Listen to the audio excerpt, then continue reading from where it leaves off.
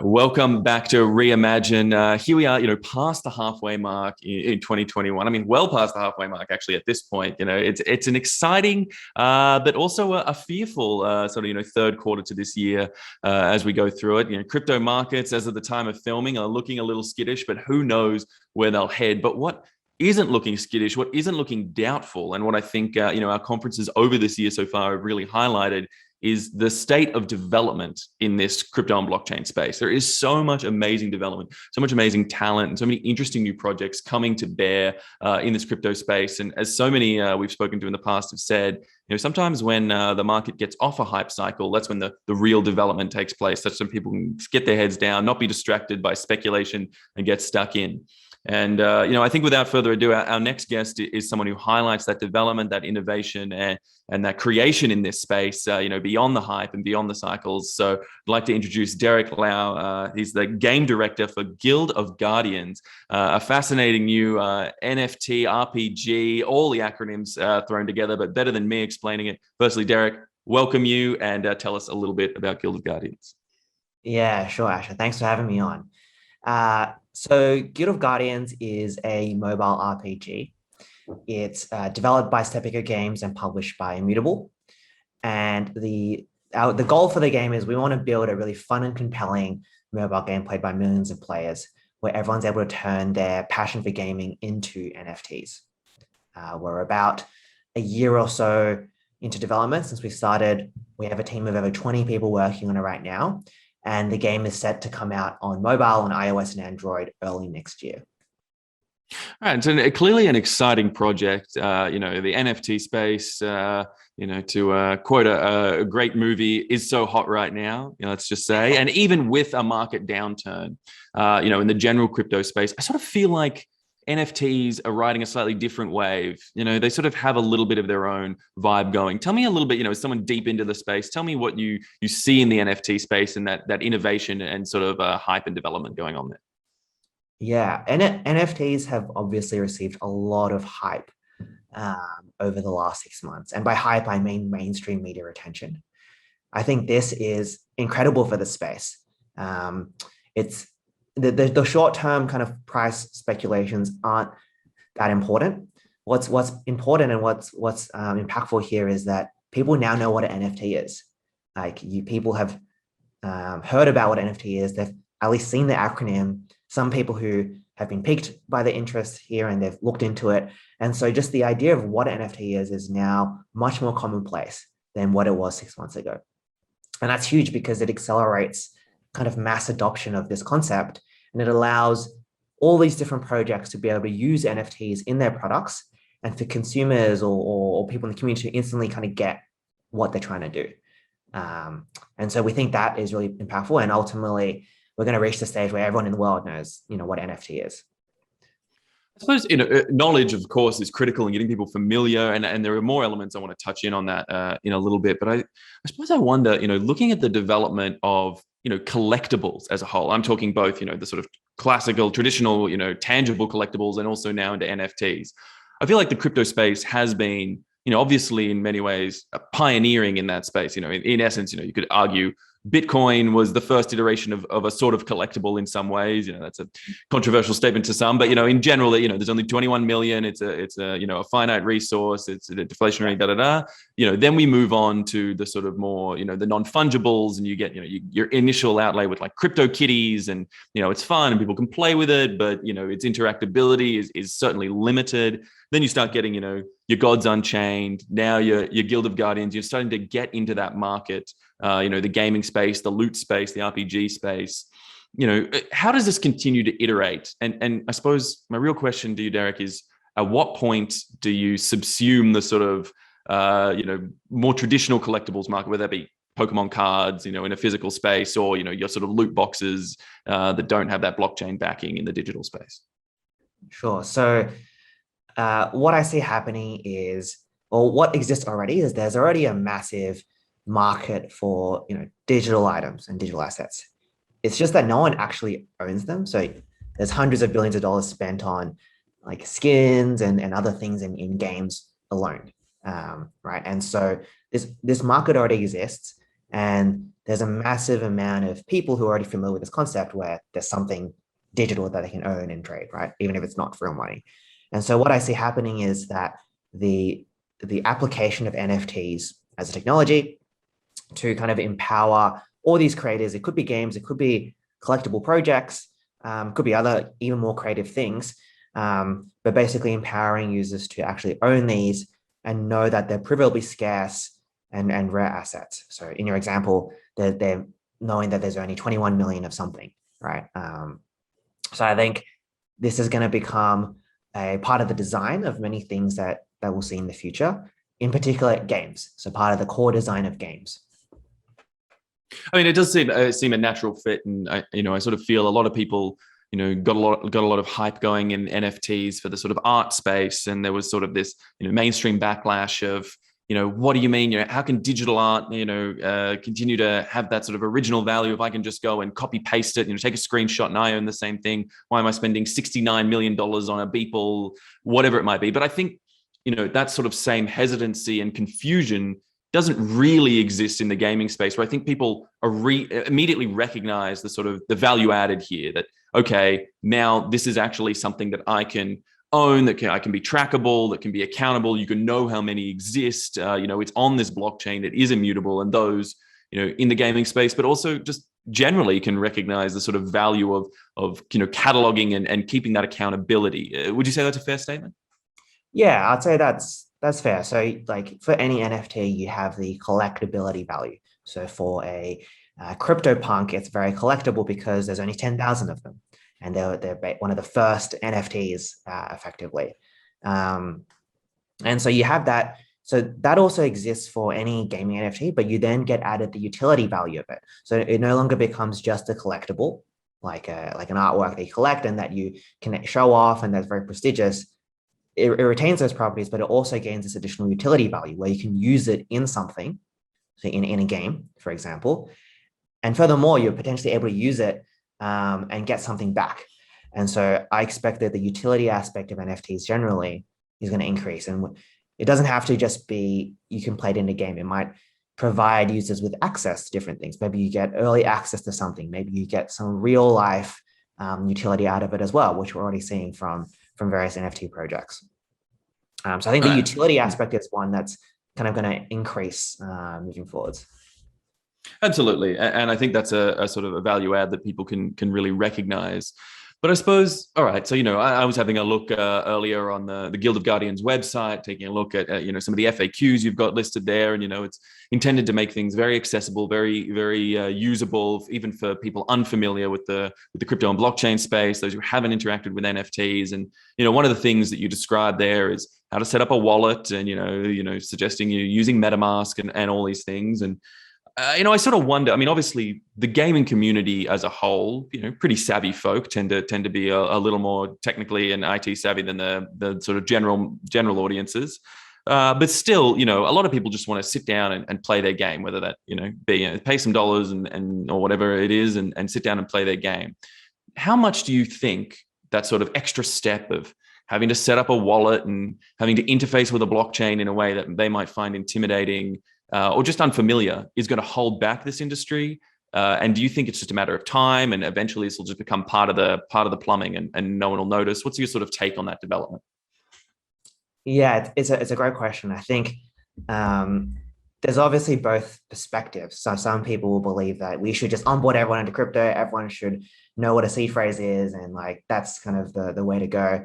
Other people think we should hide all of that. It should be kind of everything should be custodial, and we should help the users make the experience as simple as possible. In my opinion, I think ultimately, so speaking on behalf of Guild of Guardians, our goal is we want to completely disrupt the gaming industry. So our goal is we want this game to be played by millions of players. We want to make it super accessible. And so kind of part of our strategy is to go down the latter route, which is to make it more accessible to as many people as possible, rather than trying to make it more crypto native and less accessible to some of those folks. And so I think we've seen evidence of that already, of where different NFT projects have managed to do that and had a lot of success. So for example, a couple of months ago, like platforms like NBA Top Shots or Nifty Gateway brought in a lot of users into the crypto space who previously weren't aware of what an NFT was.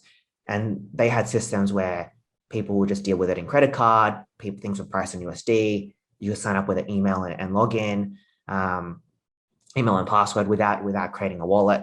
And so I think it's already been proven that if you're able to do this, like you can build a massive gateway for mainstream adoption. Certainly, and you hit on an interesting point there about the sort of balancing act when it comes to still this stage of sort of blockchain gaming, which is that balancing act between, do we make this more about the blockchain or do we make this more about the gaming? Is this about asset ownership or utility, or is this actually about having a really effective, fun gaming experience? At the end of the day, it's all good having assets that can be tied into things and have utility and all these elements, but if no one wants to play the game, I mean, it's not really going to be that effective, is it? And I think that's an issue that certain projects maybe have had in the past, where they've had a really good blockchain mechanism, but at the end of the day, the gameplay or the accessibility just doesn't live up to the par of your AAA games being put out by Blizzard or whatever other sort of mainstream studios.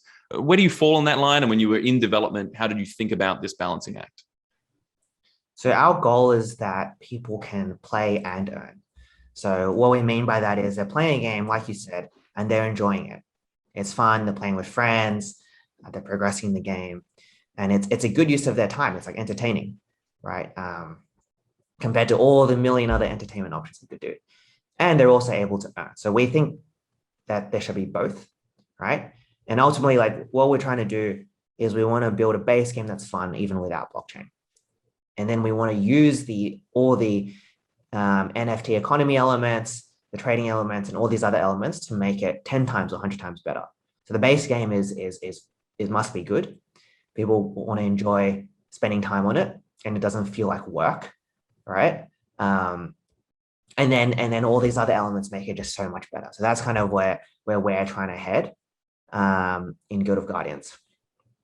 And I suppose, I mean, at the end of the day, it comes down to a bit of a Metcalfe's law, a network effect of getting a community involved who are willing to put back into the system, to get an economy up and running.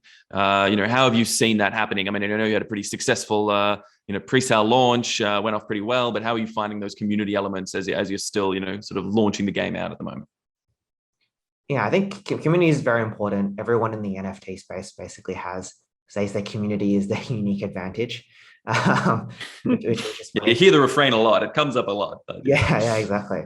So everyone's community is the best. But I guess the reason community is important is because of how incentives work, because community members typically own part of the project in the sense of they might own NFTs or they might own tokens or they own something, right? They have a vested interest in it. And so they're going to be your biggest advocates, or they're going to be the people who tell everyone not to buy your project or FUD your project. And so community is very important. I think our strategy here is we want to give to the community because we recognize how important they are. And we want to basically build this ecosystem where the community are continually rewarded for helping the game. And so we've done a few things here already. For example, we did a NFT referral program that went viral and which onboarded us 100,000 people on our mailing list. We did another founders badge giveaway, which onboarded 30,000 people to our Discord channel. We constantly do kind of periodic weekly or fortnightly giveaways just to our Discord community so that people can engage there and learn more about the game, get to know each other. And for our founder sale that you mentioned, we actually had a referral program. So you could refer your friend and get 5% of everything they spent, and they'll get 5% off. And so we did that, and I think there was $260,000 earned by the community members. So this is actually one of the things that we track internally, which is how much value have the community earned, because that's an important part of our strategy, which is that we actually want the community to be a part of our growth and supporting us, and in return also benefiting from that. Yeah, absolutely. A critical part. And as you say, a lot of people claim it, but there's talking the talk and walking the walk when it comes to community. But Derek, I want to switch tacks a little bit and talk at a little bit of a higher sort of level, regarding, I guess what I could call, not to be diminutive here, but like the commodification of gaming as a whole. Obviously, I'm not naive here. This has been happening on many fronts and many much shadier fronts that don't give back to the community and don't give back to the player or the user. In the past, whether we're talking about sort of loot boxes or DLC content that's drip fed out to communities, or in mobile gaming, certainly there's all sorts of sort of shady, if not downright nefarious activities. But in the same way that happened in the sort of sports industry when gambling became a much bigger part in the professionalization of sports over the years, and it turned it into this commodity and no longer just a fun thing for people of all walks of life. Do you worry that bringing this sort of hard commodification into gaming is going to have that same impact, that people start looking for ways to cheat the systems and bring down other programs or friends or whatever, rather than just enjoying a good game? Is that something you think about or concerns you? Yeah, absolutely. I think when you introduce real money into a game or into anything, then some people will treat it differently. And so you're going to get, if you have a game that's successful and which a lot of people play and where there's opportunity to earn, you're going to get bad actors, and you're going to get people whose sole job is to extract as much value as possible from your game while contributing as little as possible, and to do that on the biggest scale possible, right? And so I think this is something that we think about, and the question we try to solve for is like, how can we make sure the economy is sustainable, right? We're not here to do something for 6 months, it blows up and then it dies. We're here to do something for years. And so I think a lot of it comes down to the design, like how you actually using NFTs in your game. How does the economy actually work? How are you rewarding different players? And solving these at a design level to avoid this from happening, and also making it part of the game. So like the kinds of people who play these kind of hero-based strategy games are also the kinds of people who like to think about like different trade-offs and decisions, like thinking about, where should I spend my time? These are the different resources I can get. These are the different things I could like craft and sell. And so the NFT aspect of the game should enhance the experience for players, not diminish from it. So that's kind of like what we're trying to think about as well. I mean, but do you get worried in any way, about the sort of, and again, not to sound sort of puritanical or anything, but I'm just sort of playing a devil's advocate here. Do you get worried in any way about the sort of, you got young kids coming on board to sort of play this game, thinking it might be fun. They want to get involved, and suddenly they're sort of, finding themselves, working against other market actors who know how to sort of, screw them over essentially, or use sort of more advanced financial techniques or manipulative techniques to sort of screw them out of their money or whatever way. I mean, is that something that you think should be protected against? Do you put age limits on the game? Do you think you're aiming at a certain market, or is this look, free market in its purest form, let people figure out how they'll balance it? Yeah, I think there's going to be people there's going to be like new players, regardless of their age, who don't know how it works. And then there's going to be more experienced players who have played more in the game, have more experience, etc. Ultimately, we think there should be a natural economy. So just like the real economy, you have kind of people who do different things in the economy. And so in short, this is something we think about, and this is something we try to solve for.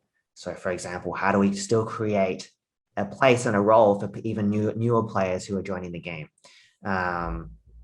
and make sure that they're still contributing, valuable contributors to the ecosystem. In terms of your question about age and children, so I think obviously with a lot of these crypto projects, like, and if you want to buy NFTs, you need Ethereum, or you need cryptocurrency, which you can theoretically only get if you're of a legal age in your country. Theoretically. And so we actually think that our target audience isn't like kids. Like we expect everyone to be playing to be above 18 or whatever the legal age is in their country. And we're not actually aiming to have kids playing the game. We're aiming for people like a more mature audience, so to speak. Which is the typical people who play these games anyway for us. Absolutely, and at some point, I guess the personal responsibility, whether it be of parents or of individuals, has to take over. Obviously, your goal is not to be the arbiter of mass decision making, and that's I suppose the point of blockchain, that we're putting it out here. We're saying these are the rules of the game. They're all very laid out clearly, distinctly. You can see it. It's immutable. It's on a open permissionless blockchain. You can see everything that happens. Bear in mind, you've got to watch out for certain actors, or be informed. And obviously, as we love to say in the crypto space, do your own research, right? Yeah, exactly. And look, like it's tricky, and ultimately we're going to have to iterate and learn, as every other project is doing throughout the space. Yeah, absolutely. So, looking ahead, I mean, you've had the founders sale, you're moving ahead. What's your sort of timeline? Give people an idea of how things move ahead from this point. Sure. So yeah, we sold out our first founder sale, which is wave one, where we sold the highest tier heroes, legendary heroes, and guilds. And so we're planning to have 2 more waves of NFT sales, where we'll kind of sell the remainder of the founder assets, which will never be available again. So those will happen over the next few months. We also have minting and trading coming up. So actually minting these NFTs on a layer 2, which is basically very few projects in the world have done layer 2 on Ethereum, and making them tradable without gas fees. So hopefully by the time this comes out, that's happened already. and so that'll be very exciting, because people can get their hands on it. People can trade. There's a lot of speculation right now, just in the Discord, for example, about it. And then obviously we're going to be working on the game throughout the rest of the year. We'll have a couple of like partnership announcements, and also announcements probably about the token coming up as well. And then later in the year, we'll look to seeing how we can start involving the community in the actual game. So whether we can get people involved in testing and kind of just private testing, giving us feedback, getting involved there before the game comes out. And I'll just make clear to everyone watching, because this, you guys are in an active rollout. This is being filmed on July 21st. So, Derek is trying his best to project forward through time, but he is not a magician. He's not a wizard. So he's got his timeline out there, but bear in mind, things may have already happened or will be happening or wherever by the time this film does actually come out. And when you're watching it, not everyone's watching it day one. So give people that credit. But all right, I want to sort of start to wrap a little here, but I want to, Derek, get your sense, looking at the wider crypto market and looking at, I guess, the wider blockchain space as a whole. I started this interview saying, here we are at this juncture, looks to be in a bit of a bear market, as it were, in the crypto space. Some of the hype is sort of seeped out and seeped away from the crypto and blockchain space at the moment. Like what are your sort of thoughts about it? Do you agree with what I said at the start about now's a prime time for development? Are you worried that we're going to lose some of those people that came on in the 2020, 2021 cycle and got really excited? You think they'll sort of leave the market and people be turned away, having lost a lot of money? What's your take? Yeah, absolutely. I think people are going to leave the market once if the market goes down. And I think that's normal. But I don't think that's an issue either. I think on the same vein, developers are also going to leave the market. People who are building because of all the hype, suddenly the hype dies and they're like, okay, well, actually, I don't want to build this stuff. I'm just going to do something else. I think absolutely that's going to happen. I don't think it's an issue at all for the industry as a whole or for us. We kind of saw this in the last bear market, which is if you're prepared for a bear market, and by prepared, I mean you're ready to, and you're funded and ready to build through it, which luckily we are, then you'll be committed to surviving and kind of come out stronger on the other side. I think most projects who aren't looking at a short-term horizon, who are looking for long-term success, aren't going to be affected by like kind of the short-term fluctuations in the bear market. If you're looking to just release a project and make as much money as possible in the next 3 months, then yeah, you should be worried. But if you're not one of those projects, I think it's not as big a concern. And we don't want their kind anyway. If you don't have a long-term horizon, if you don't have an innovative lilt for what's coming into the future, maybe you weren't worth surviving anyway. Oh yeah, precisely. Yeah. Yeah, but I think on that optimistic note and that hope for the future, that point that, as you say, although in the short term things might look bearish, into the longer term, if you can survive the winter, then you deserve the summer.